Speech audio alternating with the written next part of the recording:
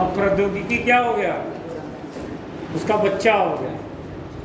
प्रौद्योगिकी बहुत सारा पैदा होगा, विज्ञान एक ही हो गया, माँ एक हो गई, प्रौद्योगिकी बहुत सारे आएंगे। समझ रहे हैं? अब देखिए यहाँ पर क्या होता है बेटा कि यूपीएससी में जो क्वेश्चन पूछता है, सारा कुछ क्वेश्चन टेक्नोलॉजी से मिलता है। तो कुछ चीज़ों को मैं यहाँ डिस्कस करता हूँ, पहले वो समझिए। देखिए, अगर पहला जो टॉपिक है यूपीएससी का वो है बायोटेक्नोलॉजी।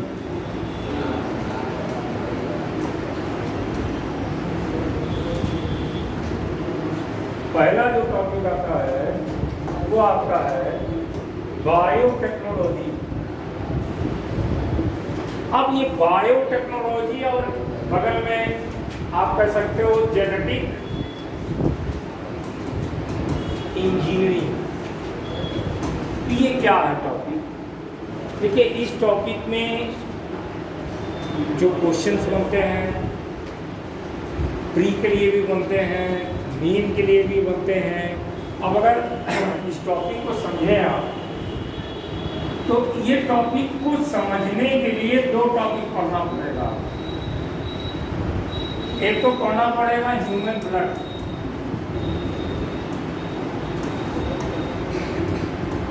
ह्यूमन ब्लड पढ़ना पड़ेगा, ह्यूमन ब्लड पढ़ना पड़ेगा। क्योंकि ह्यूमन ब्लड पढ़ेंगे तो आपको इसमें जो टॉपिक है वैक्सीन है, एंटीबायोटिक है, ये आपको समझ में आएगा। अब जैसे जेनेटिक इंजीनियरिंग, तो जेनेटिक इंजीनियरिंग क्या होती है? पिछले साल के भी कुछ बच्चे हैं, कुछ बच्चे नए भी हैं। इंजीनियरिंग का क्या मतलब समझते हैं? इंजीनियरिंग क्या होती है? इंजीनियरिंग का मतलब सर ये होता है कि जो आज के दौर का है, पिछले दौर का तो आज के नए दौर से बंद नहीं किया। इंजीनियरिंग का क्या मतलब?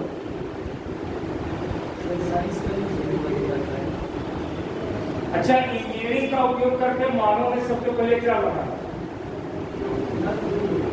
भाई इतिहास पढ़े होंगे, पहिया बनाया, पहिया। तो इंजीनियरिंग करके सबसे पहले पहिया बनाया, नहीं बनाया? अब ये पूछ रहे हैं इंजीनियरिंग का, देखो बेटा सीधा सा मतलब होता है पदार्थ में तोड़ जोड़ करना। पदार्थ में तोड़ जोड़ करके मानव के लिए उपयोगी पदार्थ को बनाना, ये इंजीनियरिंग। अब इंजीनियरिंग के पहले लग गया जेनेटिक इंजीनियरिंग। इसका मतलब आनुवांशिकी पदार्थ में तोड़ जोड़ करके मानव के लिए उपयोगी जीव को बनाना, दवाओं को बनाना, मानव के लिए बहुउपयोगी पदार्थ को बनाना। जेनेटिक इंजीनियरिंग आनुवांशिकी पदार्थ में तोड़ जोड़ करके मानव के लिए उपयोगी पदार्थ को बनाना। अब इंजीनियरिंग में ये जो टॉपिक होता है ना, इसमें करंट अफेयर होता है। बायोटेक्नोलॉजी सब तो सबसे पहले 1919 में, सबसे पहले 1919 में कैरोलस इरेके ने दिया था। कैरोलस इरेके, जिन्होंने सबसे पहली बार 1919 में बायोटेक्नोलॉजी सब किया। ये बायोटेक्नोलॉजी का क्या मतलब है? आज मैं सारे टॉपिक पर एक चर्चा करूंगा। कब से टॉपिक शुरू होगा, क्या होता है बायोटेक्नोलॉजी? बहुत पुरानी चीज है, नाम नया दिए हैं। दही खाते, दही, दारू भी बनती थी पहले, पुरातन समय से दारू बनती थी, दही भी खाते थे, सिरका भी खाते थे। ये क्या है? ये बायो तकनीक का ही तो परिणाम है। दही कैसे जमाते? थोड़ा सा जीवाणु ला के दूध में डाल दिया, तब तो दही जमा। और शराब भी ऐसे बनती है। ये क्या है? देखिए, जैविक प्रक्रियाओं का उपयोग करके या जैविक जीवों के शरीर का कोई भाग या जैविक प्रक्रियाओं का उपयोग मानव के लाभ के लिए हो, मानव के लिए उपयोगी पदार्थ बनाया जाए, उसे हम जैव प्रौद्योगिकी या इंग्लिश में बायोटेक्नोलॉजी। अब यहाँ पर देखो क्या है कि जो जेनेटिक इंजीनियरिंग है वो ग्रीन जेनेटिक इंजीनियरिंग है।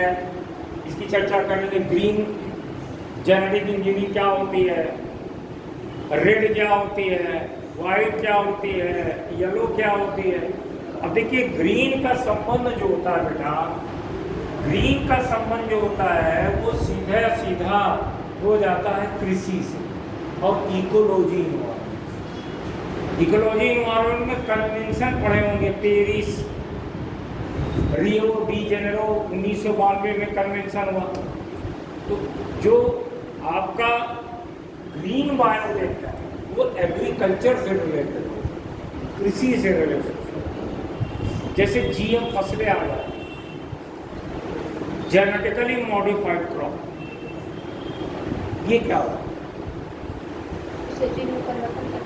हाँ, आनुवांशिकी पदार्थ में परिवर्तन करके ज्यादा उत्पादन देने वाली फसल बनाना। मतलब कैसे, देखिए थोड़ा समझिए।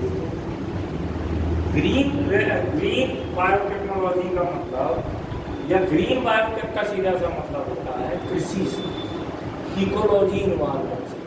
तो इसमें क्या करते हैं, देखिए मेरी बात सुनिए, मानो थोड़ा सा पीछे के इतिहास को खंगाले तो अच्छे से समझ में आएगा। पुरातन समय में मानव वो जंगलों में रहता था, ये तो पता है आपको। कहाँ रहता? जंगलों में रहता तो क्या खाता था? नॉनवेज खाता था, मूंछ के शिकार करके खाता था। तब एग्रीकल्चर पैदा ही नहीं हुआ, तब कृषि नहीं पैदा हुआ था। अब कृषि कैसे पैदा हुआ होगा, ये परिकल्पना। ऐसा माना जाता है कि मानव का समूह शिकार करने जा रहा था या शिकार करके आ रहा था, रास्ते में उसको प्यास लगी तो कहीं पानी पीने चला गया तो वहाँ अपने आप जौ निकला। और रोज नॉनवेज खा खा के थक गया था, थोड़ा सा जौ का मुंह में दाना डाला तो अच्छा लगा, तो कुछ दाने तोड़ करके अपने गुफा के करीब लाया, कुछ खाया, कुछ नीचे गिर गया, पानी बरसा तो फिर पौधा बन गया। तो उसको जब पौधा बड़ा हुआ, उसमें बीज आया, तब उसको ये समझ में आया ये तो वही है जो वहाँ से लाए थे। ठीक है, तो उसने फिर बीज डालना शुरू किया। पता चला बीज डाला तो चिड़िया उसे चुग के ले गई, कीड़ा खा गया। तब उसको समझ में आया ऐसे बीज डालें तो थोड़ा सा डिग करके खोद करके नीचे बीज जमाने लगा। और जब नीचे बीज दबाने लगा, अंकुरित हुआ, पौधा बनने लगा। और तब तक मानव ने पालना शुरू कर दिया था किसको? भेड़, बकरियों को, गाय भैंस को। तो वो गोबर करती थी, उस गोबर को उठा करके जहाँ बुआई करता था वहाँ डालता था या वहीं गोबर करती थी, तो उत्पादन अच्छा। यानी शुरुआती दौर में ऑर्गेनिक एग्रीकल्चर से शुरुआत हुई। आज हम फिर हल्ला मचा रहे हैं ऑर्गेनिक एग्रीकल्चर। शुरुआत जो होती है वो ऑर्गेनिक एग्रीकल्चर, गोबर की खाद डाल करके हम शुरुआत करते हैं। इस समय बीता, उत्पादन अच्छा नहीं होता था, तो उस समय कृषि में विज्ञान न होकर के आज हुआ करता था। जैसे ये फसल लगी है, समझिएगा तब आपको समझ में आएगा करंट में क्या होगा। इसमें ये फसल लगी हुई है, तो पुराने समय में क्या करते थे? पादप प्रजनन करते थे। एक समय ऐसा था जब ये भी नहीं मालूम था कि पौधों में भी लैंगिक जनन होता है, ये भी नहीं मालूम। अब ये पौधे लगे थे तो वो करते क्या थे? उस समय विज्ञान नहीं था, आर्ट हुआ करता, आर्ट। तो ये फसलों में से देखते थे जो पौधा बहुत उत्कृष्ट है, स्वस्थ है, ज़्यादा फसल, ज़्यादा दाने उत्पन्न करने वाले पौधे होते थे, उनको चुन लेते थे। चुन लिया पौधे को, फिर उसको लगा दिया। इसी को कहते थे आगे चल करके मास सिलेक्शन। क्या कहते थे? मास सिलेक्शन का मतलब क्या है? बीज को चुनना, फिर खेत में डालना, फिर चुनना, फिर खेत में डालना। तो कई पीढ़ियों तक ये कार्यक्रम करते थे तो नई वैरायटी आ गई। समझते चलिएगा, तब करंट का जो वर्तमान में हो रहा है तब आपको समझ में आएगा। और ध्यान से सुनिएगा, ना गूगल बाबा में दिया है ना कोई किताब में दिया है। हम लोग को 2500 साल का जो मेहनत है वो कॉन्सेप्ट को बनाते हैं, इसलिए ध्यान से सुनिएगा। तो ये मास सिलेक्शन का मतलब, मास सिलेक्शन का मतलब हुआ कि हमने यहाँ पर पौधे उगाए, उसमें से कुछ बीज को चुना। किनका बीज चुना? जो पौधे स्वस्थ होते थे उनके बीज को लिया, फिर डाला, फिर बड़ा हुआ, फिर उसमें से स्वस्थ। तो कई पीढ़ियों तक 7 साल 8 साल तक हमने यही किया। तो जब 7 साल 8 साल तक हम यही करते हैं तो होगा क्या कि समय के साथ एक नई वैरायटी आ जाती है, जिसको हम नाम देते हैं कि नई वैरायटी की एक नई वैरायटी मिली आपको। इतनी बात समझ में आई। अब क्या हुआ कि समय के साथ वैज्ञानिकों को यह समझ में आया कि पुष्पों में भी क्या होता है?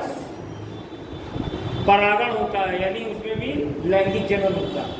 समझ में आया कि पुष्पों में क्या होता है? लैंगिक परागण होता है। तो परागण की प्रक्रिया शुरू हुई तो एक प्रक्रिया आई जिसको कहते हैं हाइब्रिडाइजेशन। ये हाइब्रिडाइजेशन क्या होता है? हाइब्रिडाइजेशन सुनिए, जैसे कि एक गेहूं का पौधा है, ये वैरायटी है, क्या है? दूसरा गेहूं का पौधा है, बी वैरायटी है। 2 वैरायटी है। अब इस वैरायटी को ध्यान से समझिएगा। ये वैरायटी हाई यील्डिंग वैरायटी है। हाई यील्डिंग वैरायटी का मतलब ज्यादा उत्पादन है, लेकिन ये डिजीज ससेप्टेबल है, ये रोगग्राही है, इसमें रोग हो जाता है। ये क्या है? लो यील्डिंग वैरायटी है, कम उत्पादन देने वाला, लेकिन डीआर है। डीआर का मतलब डिजीज, इसमें रोग नहीं होता। तो क्या करते थे कि इन दोनों में क्रॉस है। क्रॉस का मतलब क्या होता है? परागण करना। इसका परागण समझ रहे हैं नहीं समझ रहे? परागण कराना। अब इसमें जब परागण कराया जाएगा बेटा, इसका पुष्प है, इसका पुष्प है, परागण कराया, कोई जरूरी नहीं है जो आप चाह रहे हैं वही हो। मतलब आप क्या चाह रहे हैं? ये वाला जीन किसमें चला जाए, यदि ये क्या हो जाए? ज्यादा उत्पादन भी दे और रोग रोधी हो जाए तो आपका उत्पादन बढ़ेगा। लेकिन हो गया उल्टा, मतलब कुछ भी हो सकता है ये प्राकृतिक तरीके से। लेकिन कालांतर में क्या हुआ? समय के साथ जब हमने पौधों में जीनों को समझ लिया, अभी आगे पढ़ाएंगे जीन क्या होता है, क्रोमोसोम क्या होता है, मैं बताऊं। जब कालांतर में जीन को समझ लिया कि जीन क्या होता है, डीएनए क्या होता है, क्रोमोसोम क्या होता है, हमको ये पता चल गया कि ये जीन है। पता चल गया कि ये जो इसमें डिजीज रेजिस्टेंस का कारक है जीन, वो जीन को हमने इसमें से निकाल लिया। और निकाल के किसने कर दिया? कौन सा मेथड द्वारा? जेनेटिक इंजीनियरिंग द्वारा। तो क्या बन गया? Genetically modified. और ये विधि क्या है? सरल पड़ गई, महंगी भले पड़े, लेकिन इसे 100% हमको सफलता मिली। ये है जेनेटिक इंजीनियरिंग। समझ गए? तो जेनेटिक इंजीनियरिंग में हम क्या करते हैं कि अब यहाँ पर एक चीज़ और समझ लीजिएगा, तब फिर मज़ा आएगा आपको जब पढ़ें। अभी तक जो फसलें हमने बनाई वो पूर्ण रूप से प्राकृतिक। हाइब्रिडाइजेशन एक प्राकृतिक प्रक्रिया है। भले आप पौधे लगा दिए, क्रॉस हो रहा, तो प्राकृतिक प्रक्रिया है, उसमें इन्वायरमेंट को कोई नुकसान नहीं। लेकिन जब आप इसका जीन निकाल के इसमें डाल रहे हो, कृत्रिम ढंग से डाल रहे हो, तो ये जो फसल बनेगी, जैसे बीटी कॉटन बनी, तो ये क्या हो गया? अप्राकृतिक। अप्राकृतिक का मतलब है जो आदमी ने बनाया। जो जीएम फसल है, जेनेटिकली मॉडिफाइड फसलें, किसने बनाया? आदमी ने बनाया। तो जब आदमी कोई फसल बनाएगा तो इसकी व्यावसायिक खेती सीधे सीधे नहीं हो सकती, नहीं हो सकती। इन्वायरमेंटल प्रोटेक्शन एक्ट 1986 के तहत नहीं हो सकती। तो उसके लिए बॉडी एक आपका आपको सर ने इकोलॉजी इन्वायरमेंट वाले सर ने बताया होगा, MOEFCC नाम सुना है?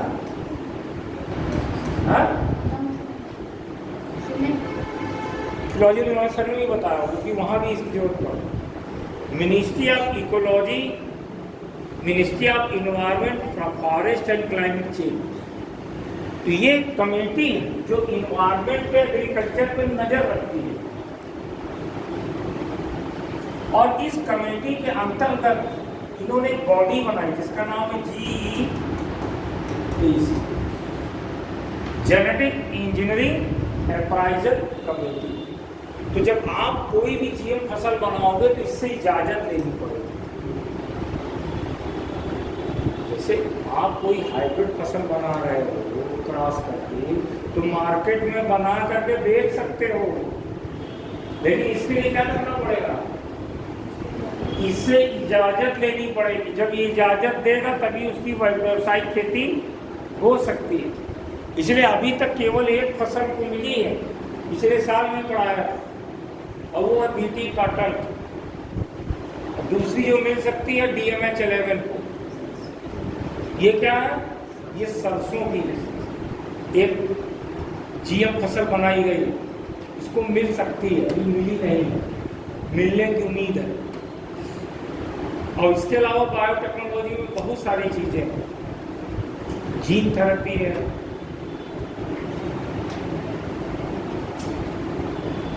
समझ रहे हैं बात को? बाकी पढ़ाते समय बताएंगे कि बहुत समय नहीं है, एक एक करके और टॉपिक भी डिस्कस कर लेते हैं। ये करंट का टॉपिक है, ये भी आपको पढ़ाएंगे। इसका नाम सुना है?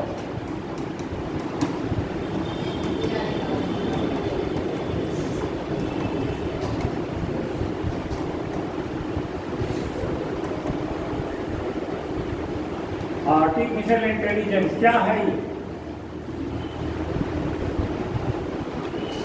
क्या है आर्टिफिशियल इंटेलिजेंस?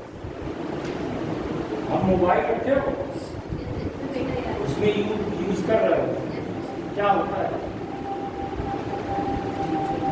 ये करंट का टॉपिक है, ज्यादातर संभावना इन सबसे क्वेश्चन आ रहे हैं।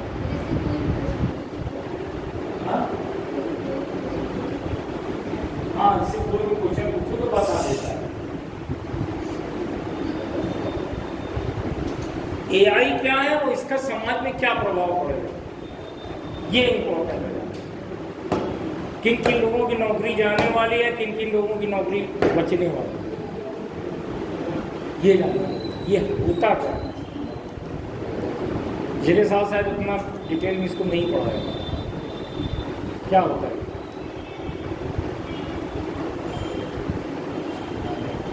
आप कैसे काम करते हो? इससे काम करते हो, यही तो सब कुछ है। चलो समझो, नहीं समझ में आएगा। देखिए ऐसा होता है, थोड़ा सा समझिए। एक डाटा होता है, डाटा का मतलब आंकड़ा। आंकड़े समझती हो? आंकड़ा, डाटा। डाटा क्या होता है ये भी समझिए।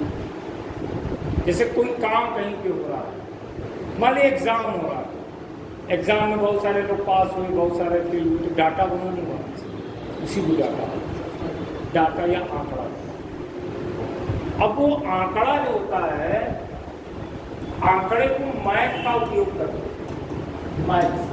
मैथ में लॉगरिथम है, लीनियर अलजेब्रा है, इन सब का उपयोग करते हैं डाटा से। फिर कंप्यूटर प्रोग्रामिंग होती है, कंप्यूटर प्रोग्रामिंग होती है। यानी मोटी मोटी भाषा में है, AI क्या? Hi tech computer programming. क्या है? Hi tech computer program. और इसके जो गार्ड फादर कहे जाते हैं वो जी हिंटन को कहा जाता है, गॉफ्री हिंटन, जी हिंटन को इसका गार्ड फादर कहा जाता है।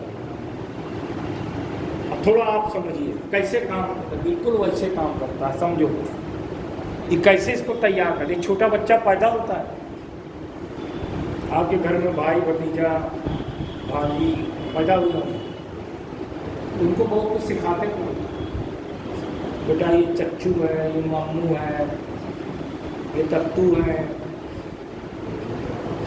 सिखाते हो नहीं बताते? वैसे इसको सिखाया जाता है, जैसे उसको सिखाते हो ना वैसे इसको सिखाया जाता है।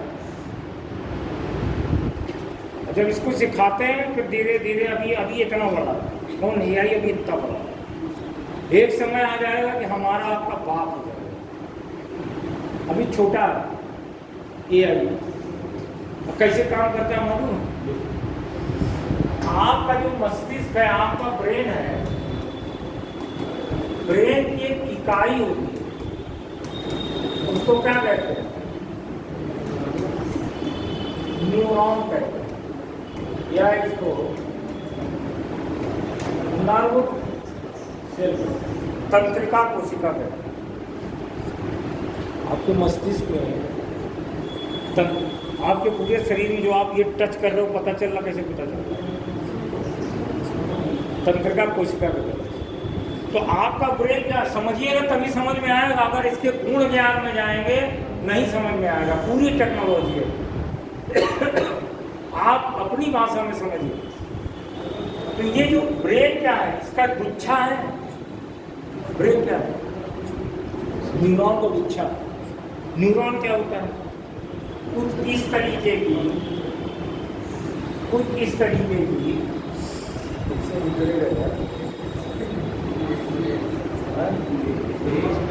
हाथी से तो निकलता है।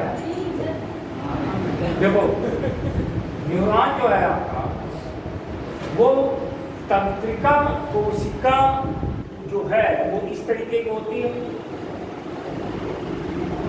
समझिएगा इसको। ये एक न्यूरॉन है, इस तरीके का पूरा जाल गुच्छा इसमें,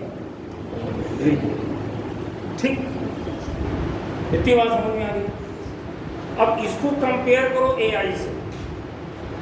एआई क्या है? एआई का जो ये होता है उसमें परसेप्ट्रॉन है। 1958 में इसकी खोज की थी भाई। परसेप्ट्रॉन, जैसे आपका न्यूरॉन वैसे इसका परसेप्ट्रॉन। अब इस परसेप्टर, जैसे इसका पूरा समूह से बन गया ब्रेन, वैसे परसेप्ट्रॉन के समूह से बन गया न्यूरल नेटवर्क।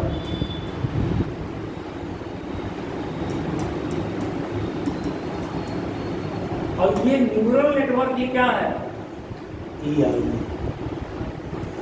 एआई।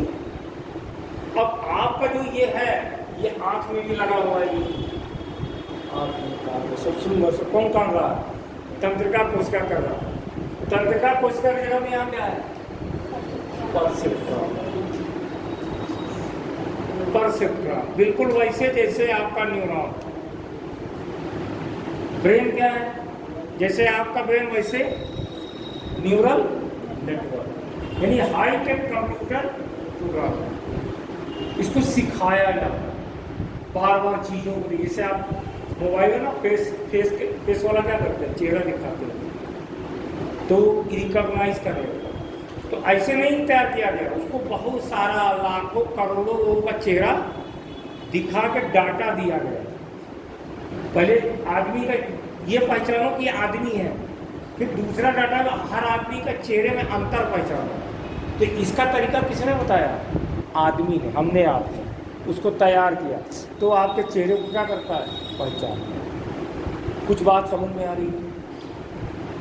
अब देखिए यहाँ पर क्या बेटा, आपसे कभी ये नहीं पूछेगा कि एआई कैसे काम करता है, आपसे पूछेगा एआई का प्रभाव किन किन क्षेत्रों में पड़ रहा है, समाज में क्या पड़ेगा, आर्थिक जीवन में क्या प्रभाव पड़ेगा, रोजगार बेरोजगारी में क्या प्रभाव पड़ेगा, स्पेस टेक्नोलॉजी में इसका क्या प्रभाव पड़ेगा, बायोटेक्नोलॉजी में आर्टिफिशियल इंटेलिजेंस का क्या प्रभाव पड़ेगा, ये पूछा आपसे। एआई क्या है थोड़ा सा बता,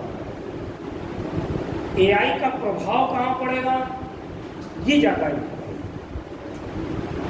अब आइए देखते हैं हम कहाँ हैं और क्या होगा, थोड़ा सा एक कल्पना करते हैं जो होने वाला है। अभी वर्तमान में ये बात समझ में आई एआई क्या है। एआई एक प्रकार का कृत्रिम दिमाग है, मनुष्य द्वारा बनाया हुआ दिमाग। ये दिमाग हमने नहीं बनाया, और इस दिमाग में सबसे बड़ा अंतर, इसको एक बार डाटा डाल दिया तो डाटा भूलेगा नहीं, और यहाँ रोज डाटा डालते हो रोज, समझ रहे हैं? अब समझिए, अभी वर्तमान में हम इसको धीरे धीरे क्या कर रहे हैं, सिखाते जा रहे हैं। अभी इसकी ट्रेनिंग चल रही है। तो अगर आप इसके टाइप को देखें तो एआई में एक टाइप होता है वीक एआई, ठीक है, इसको वीक एआई कहते हैं, ठीक, कमजोर एआई। दूसरा जो आता है उसे कहते हैं जनरल एआई, इसी का नाम होता है स्ट्रॉन्ग एआई। तीसरा होता है आपका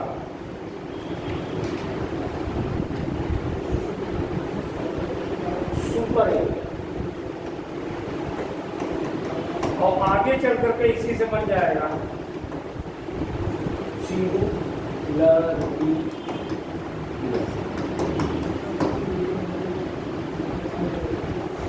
ये क्या, ये वीक एआई जो लगभग हम अब क्रॉस कर रहे हैं। जैसे चैट जीपीटी आप इस्तेमाल करो, एलेक्सा इस्तेमाल करो, गूगल असिस्टेंट इस्तेमाल करो, ये सब वीक है, ये सब वीक है। इसमें क्या खास बात होती है, किसी एक विशेष कार्य के लिए इनको तैयार किया, कोई एक कार्य करना। चैट जीपीटी से आपको बात करना, बात करें,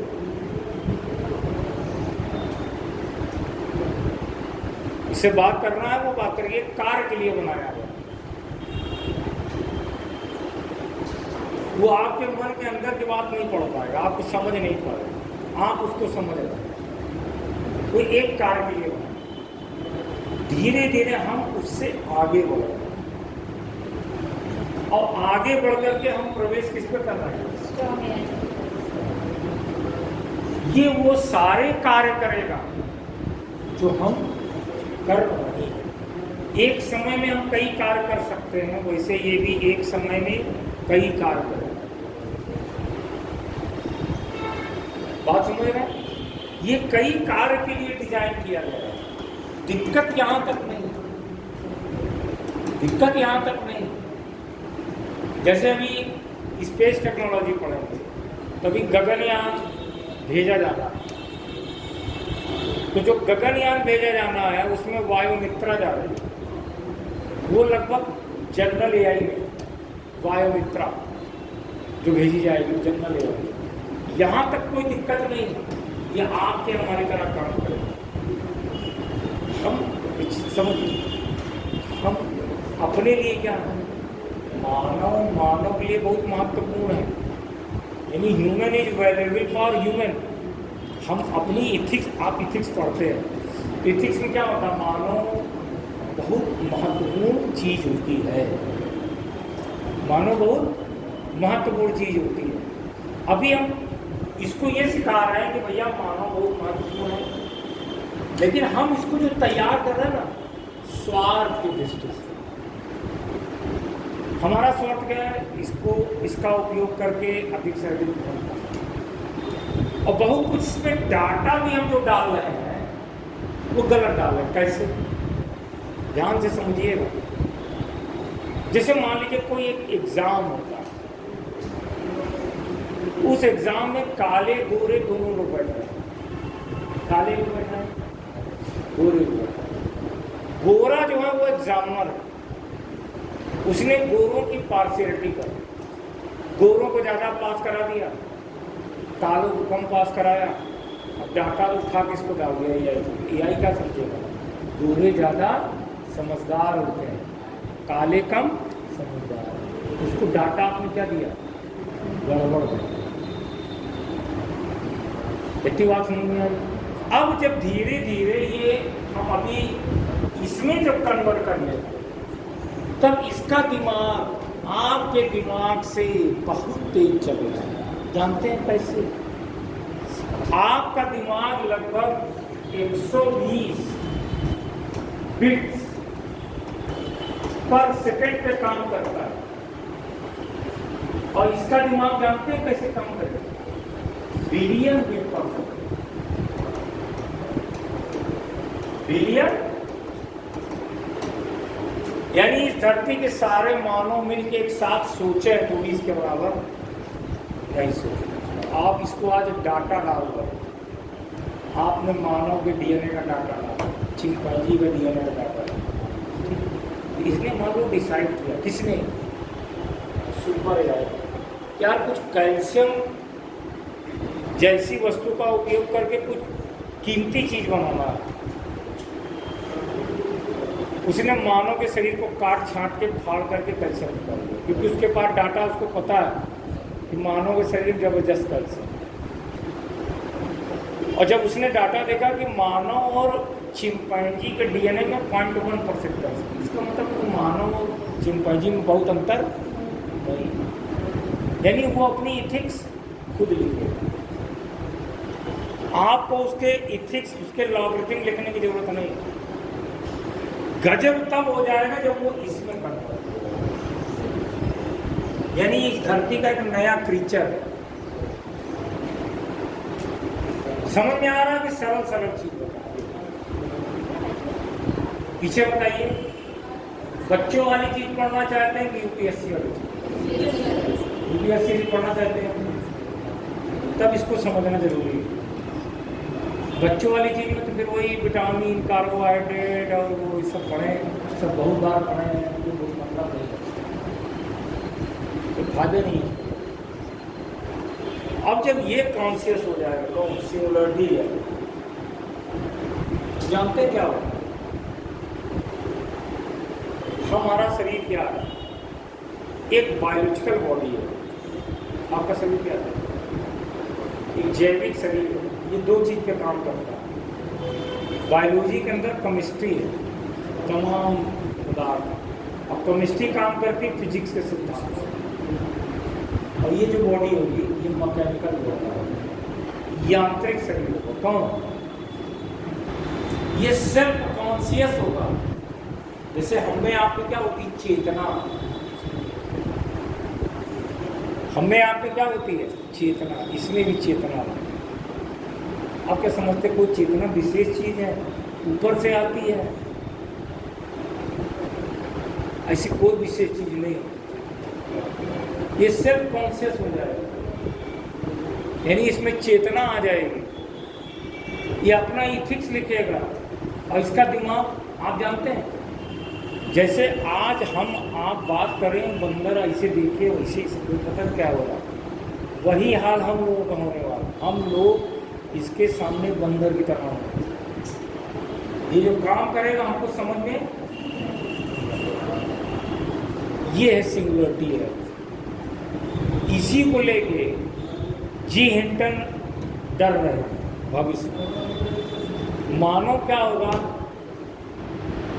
सिंगुलरिटी आएगा, गुलाम होगा। इसको ऑक्सीजन नहीं चाहिए, इसको खाना नहीं चाहिए। इस सोलर एनर्जी से क्या करेगा? चार्ज हो जाएगा। सोलर एनर्जी से क्या हो जाएगा? चार्ज। ये होगा जिसको कहेंगे सिंगुलरिटी, यानी सब कुछ आपके हाथ से निकल गया, कुछ नहीं बचा। ये तो भविष्य की बात बता रहा हूँ।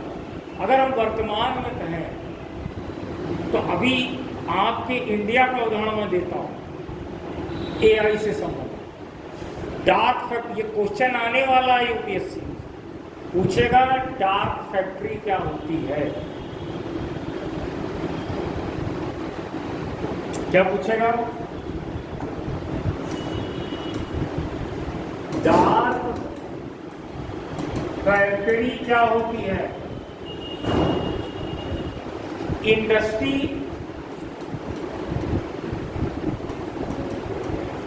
5.0 क्या होती है? इस तरीके का क्वेश्चन पूछने वाला कि डार्क फैक्ट्री क्या होती है, समझिए इसको। ऐसा नहीं कि बहुत बड़ी चीज।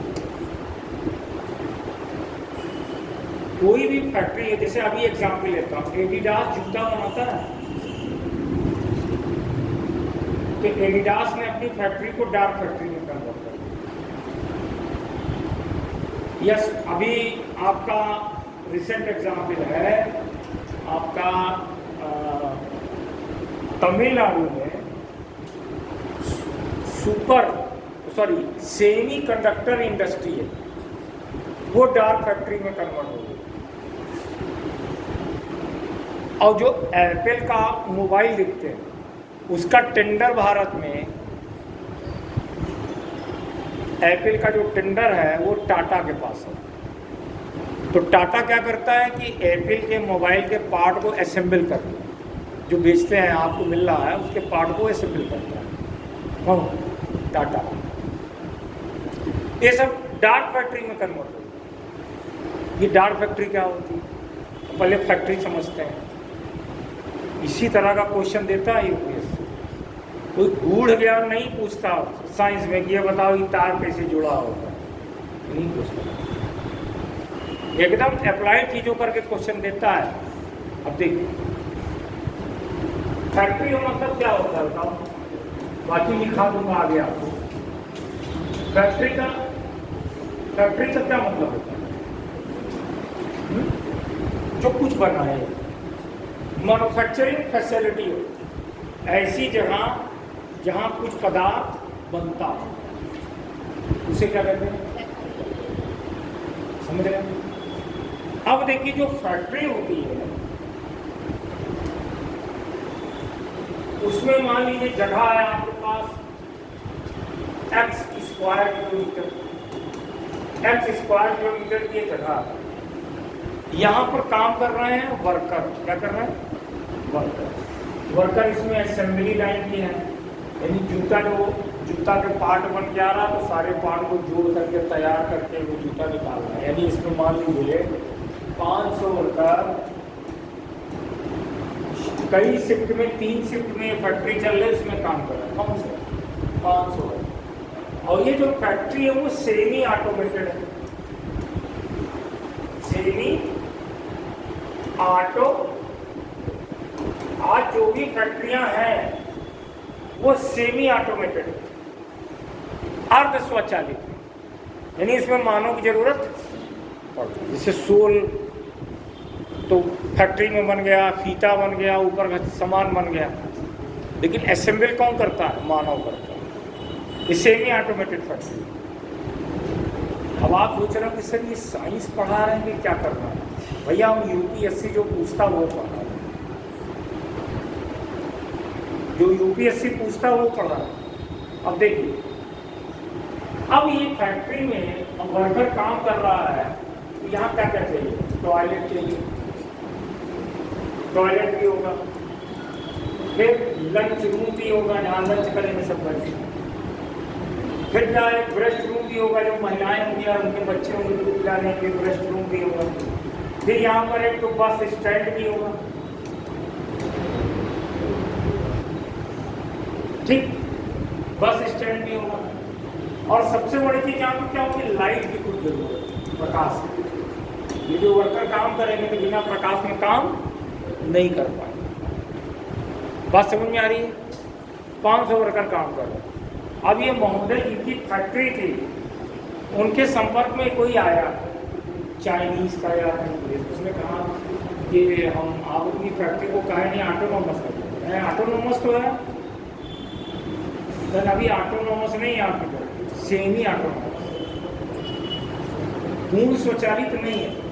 कब पूर्ण स्वचालित करके बहुत फायदा होगा, कहीं कितना फायदा हो, कहीं इतना फायदा होगा, आपको वर्कर की जरूरत नहीं, इन्होंने फुल्ली ऑटोनोमस लगा।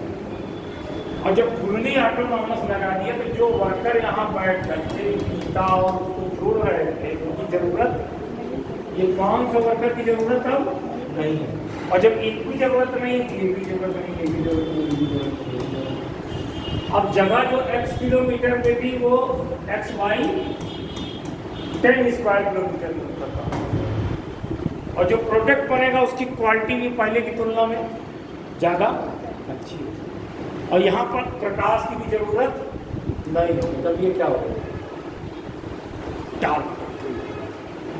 अब ये फुल्ली ऑटोमेटेड का मतलब एआई युक्त, पूरी तरह से एआई का यूज करना। अभी वर्तमान में देखो तो एक फैक्ट्री आपकी जो सेट हुई है एडिडास के शू की है, फिर एक तमिलनाडु में आपकी सेमी कंडक्टर इलेक्ट्रिकल्स करके वो उस डार्क फैक्ट्री में कन्वर्ट हुई।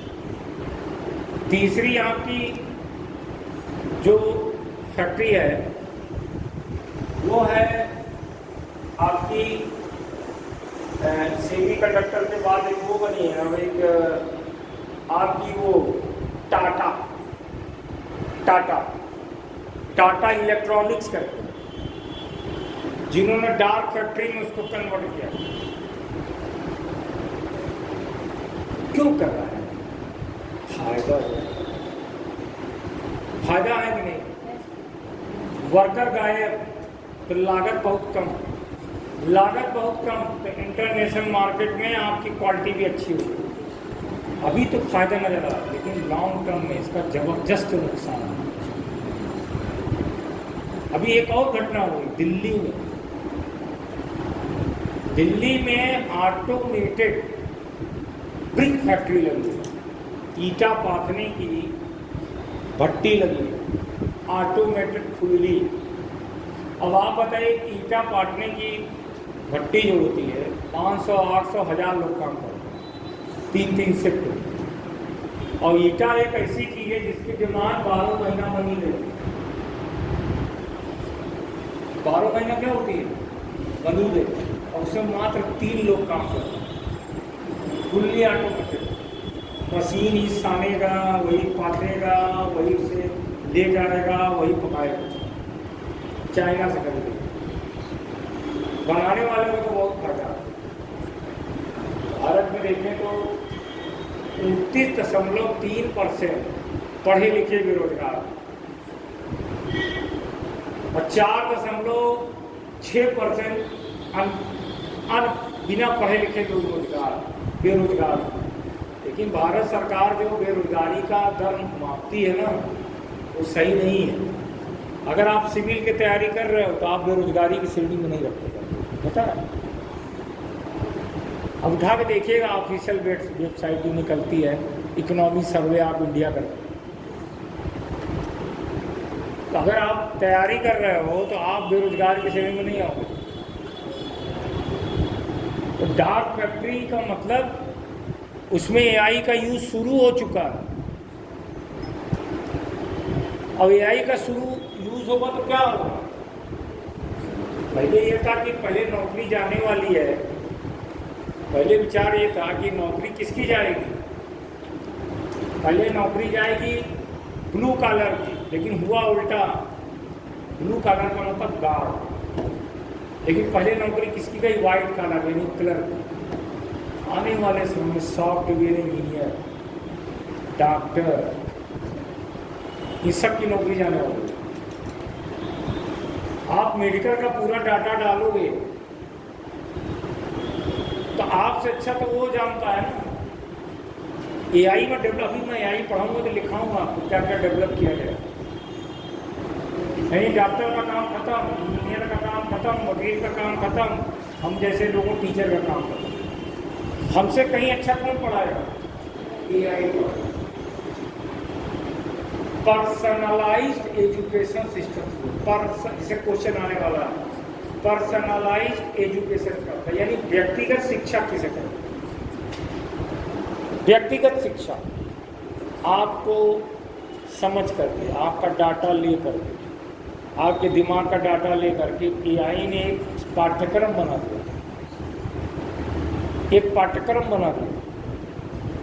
अब वो पाठ्यक्रम जब आप पढ़ रहे हैं तो आपको क्या हो रहा है? अच्छे से समझ में आ रहा है। जैसे मेरी बात सुन, मैं पढ़ा रहा हूँ, आप सबको पढ़ा रहा हूँ, एक उदाहरण दे रहा हूँ, एआई क्या करेगा? इनको समझेगा, इनको समझेगा, इनको समझेगा, सबको अलग अलग तरीके से, क्योंकि हर एक का समझने की शक्ति अलग अलग है, उसको अलग ढंग से करेगा। इसी को कहेंगे व्यक्तिगत शिक्षा। ये सब अपना इथिक्स वो लिखेगा, आप उसके लिए वैल्यूएबल हो कि नहीं हो ये वो डिसाइड करेगा, आप नहीं करेगा। ये कब होगा? जब सिंगुलरिटी आएगा। अभी तो हम धीरे धीरे इंटर हो रहे हैं जनरल एआई। जनरल एआई तक हम लोग को दिक्कत नहीं, दिक्कत कब होगी? जब सुपर एआई आएगा। सुपर एआई तक हम जाएंगे, सिंगुलरिटी आई हम नहीं बनाएंगे, वो बन जाएगा। बात मेरी समझिए, सुपर एआई तक हम जाएंगे, हम उसको बनाएंगे, सिंगुलरिटी एआई हम बनाएंगे नहीं, वो बन जाएगा। यानी उसमें वो सारी क्षमता है, आपसे 1000 गुना ज़्यादा क्षमता है, लाख गुना ज़्यादा ये होगा। ये करंट का मैटर है। तो इसकी विगत चर्चा करेंगे, लिखाएंगे, फिर अगले टॉपिक पे चलने में छूट जाएगा। अब जैसे एक टॉपिक है आपका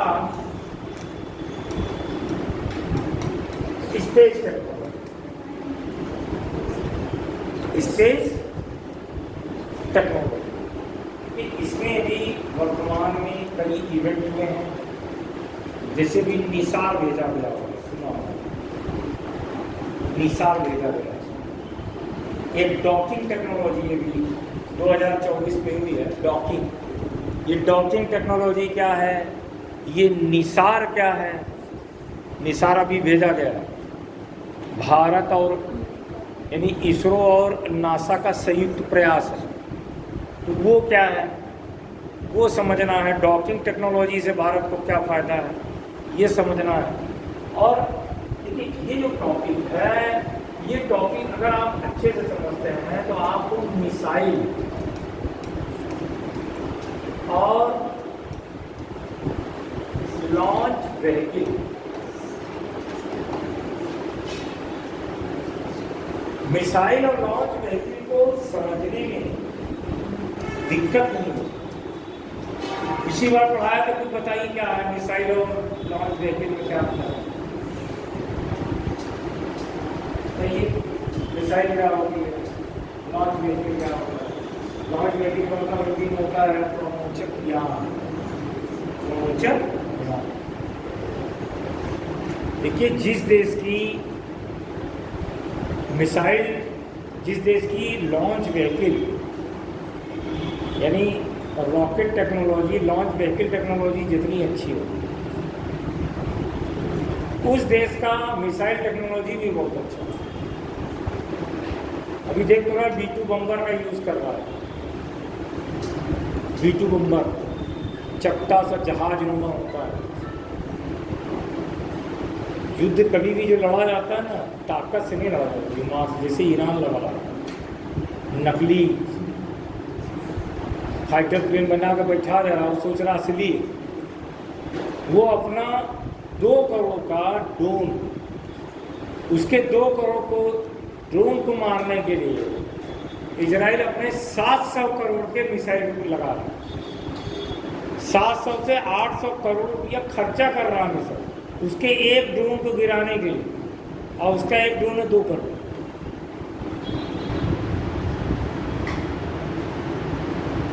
समझ रहे हैं? तो लड़ाई जो जीती जाती है वो दिमाग से जीती जाती है। ये दोनों में अंतर बता सकते हैं? देखिए समझिए होता क्या है। एक बेलनाकार ऐसे रचना होती है, ये है। और यहां पर अगर आपने रख दिया विस्फोटक,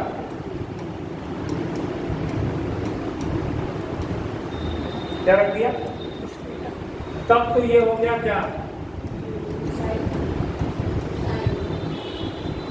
अब विस्फोटक की जगह पे आपने क्या रख दिया, उपग्रह यानी सैटेलाइट रख दिया। तो ये क्या हो गया, तब क्या हो गया ये, तब इसको कहेंगे लॉन्च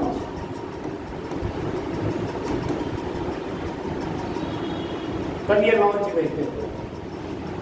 अब बाकी चेकमर होता है, क्या होता है, अगर आप देखें शुरुआती दौर में तो भारत ने जो विकास किया, सबसे पहले भारत ने साउंडिंग रॉकेट बनाया। ये बात है 1965। साउंडिंग रॉकेट के बाद भारत का आता है SLV, सैटेलाइट लॉन्च व्हीकल। ये एंटर हो जाता है 1980 के सैटेलाइट लॉन्च। उसके बाद भारत जो आता है SLV के बाद ASLV, ये 1987 का दौर है। उसके बाद अब ये वर्तमान में इसका कोई उपयोग, जैसे पुरानी टीवी बड़ी बड़ी होती थी, अब कोई इसका उपयोग होता है। इस शुरुआती दौर के बनने के बाद बड़ी बड़ी टीवी देखी, अब उसका काम लेता है, अब क्या लेते हैं, LED। तो ये पुराने दौर के रॉकेट। इसके बाद आया PSLV, जो 1993 में इसका सफल प्रक्षेपण किया गया, ये उपयोग है। फिर आया GSLV, ये भी उपयोग है। फिर SSLV, फिर RLV, फिर NGL। ये नेक्स्ट जनरेशन लॉन्च हुई। नेक्स्ट जनरेशन समझ रहे हैं, जिसको आज हम बना रहे हैं ना, अभी ये बना है ना ये बना है, अभी ये दोनों विकासाधीन है। उपयोग हम किसका कर रहे हैं, इतने का उपयोग कर रहे हैं। जैसे USA की प्राइवेट स्पेस एजेंसी है, बताओ क्या नाम है USA की प्राइवेट स्पेस एजेंसी, हाँ आप लोग बताइए, मोबाइल बताइए। प्राइवेट स्पेस एजेंसी का क्या नाम है, स्पेस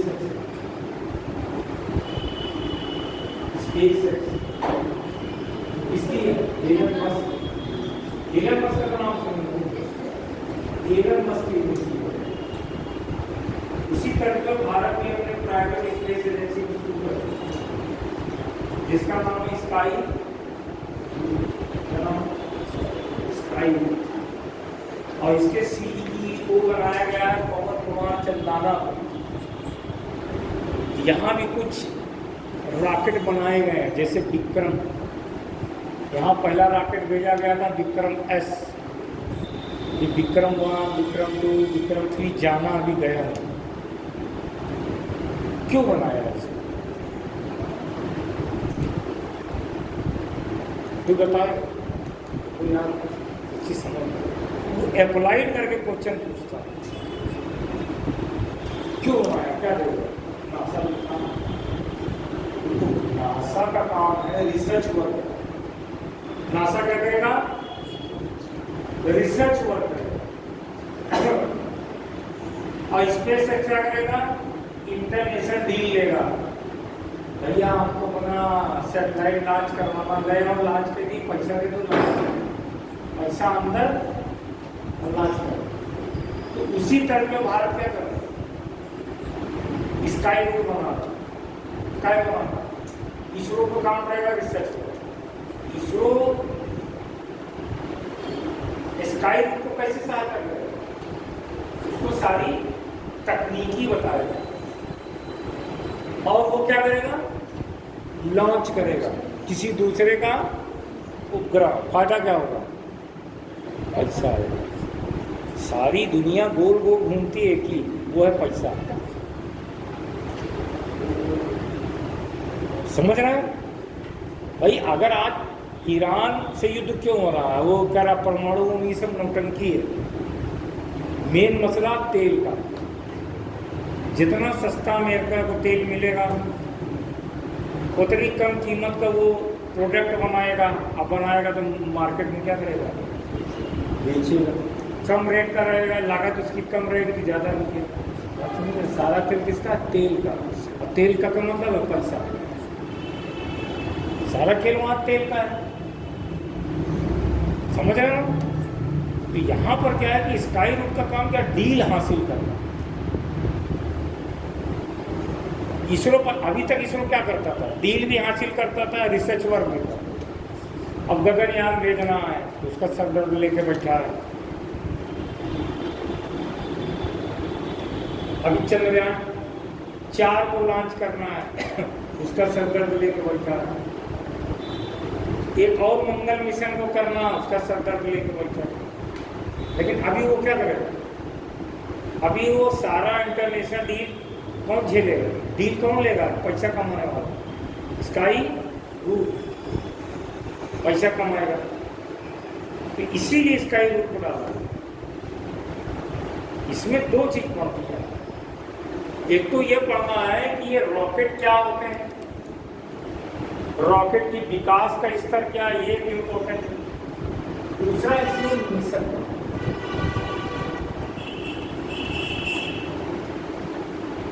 गगनयान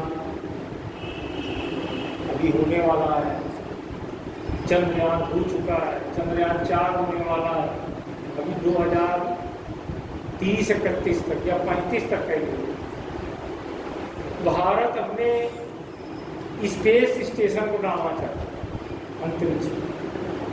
तो उसी से संबंधित परीक्षण कर रहा है। डॉकिंग का परीक्षण किया, गगनयान करेगा भी और परीक्षण। 4 को विकास के क्रम को समझते हुए समझना है। समझ रहे हैं? अब आगे बढ़ते हैं। अगली टॉपिक है आपका नैनो टेक्नोलॉजी। ये नैनो हिंदी में कहते हैं नैनो प्रौद्योगिकी।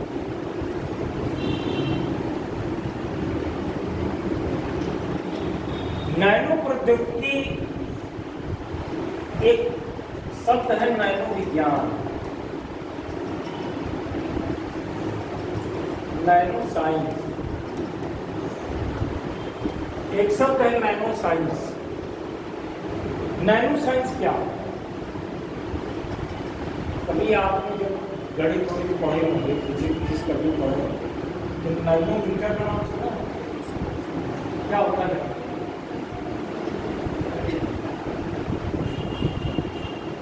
1 नैनोमीटर पावर कितना होता है?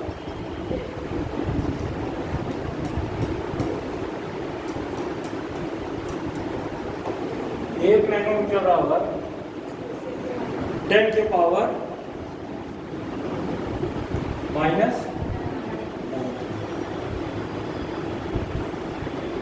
तो नैनो साइंस का क्या मतलब है? नैनो साइंस का मतलब हुआ 1 नैनोमीटर से 100 नैनोमीटर के बीच के कणों का अध्ययन। 1 नैनोमीटर से 100 नैनोमीटर के बीच के कणों के अध्ययन को नैनो विज्ञान। अब अध्ययन क्यों करेंगे? नैनो टेक्नोलॉजी का क्या मतलब हुआ? अब देखिए, 1 नैनोमीटर से 100 नैनोमीटर के बीच के कणों का उपयोग करके मानव के लिए कुछ उपयोगी यंत्र को बनाना। क्या बनाना? यंत्र बनाना। 1 नैनोमीटर से 100 नैनोमीटर के बीच का कण का उपयोग करके मानव के लिए उपयोगी विभिन्न यंत्रों के निर्माण को क्या कहेंगे? नैनो विज्ञान या नैनो टेक्नोलॉजी। नैनो टेक्नोलॉजी वो टेक्नोलॉजी है कि नैनो टेक्नोलॉजी से आपके कपड़े बना दिया जाए, सारे जीवन कपड़ा पहने, कपड़ा फटेगा नहीं, गंदा नहीं होगा, शरीर खत्म हो जाएगा, कपड़ा नहीं खत्म। ये बात है। प्रकृति ने नैनो तकनीक पहले से देख रखा। कमल के फूल पर पानी जो गिरता है डूबता नहीं, सटक जाता है। तितली को जब पकड़ते हो हाथ में कुछ पाउडर लगता हो नैनो का। प्रकृति ने नैनो तकनीक से प्रकृति को, यानी प्रकृति सजी हुई है नैनो कणों से।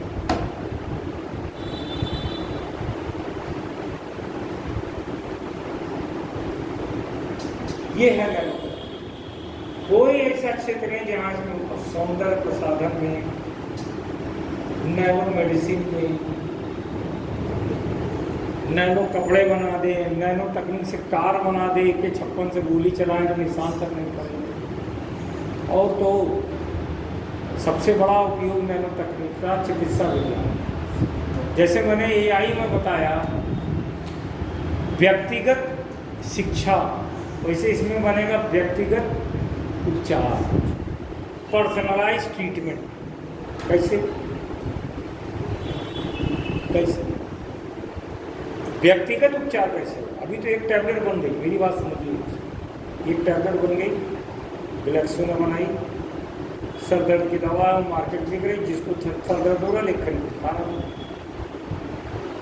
अब पर्सनलाइज मेडिसिन क्या होगी?